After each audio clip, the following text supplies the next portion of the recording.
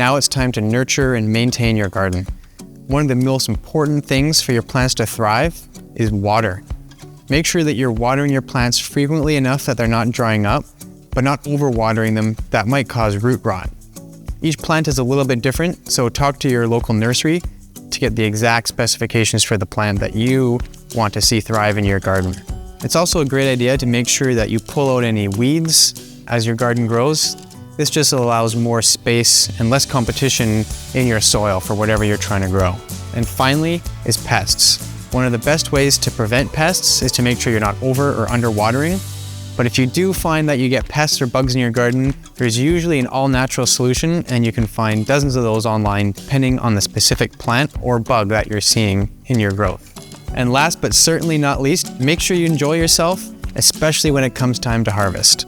So whatever plant and garden that you decide to go with this season, we here at Outland Living hope you have an absolute blast and get a great harvest.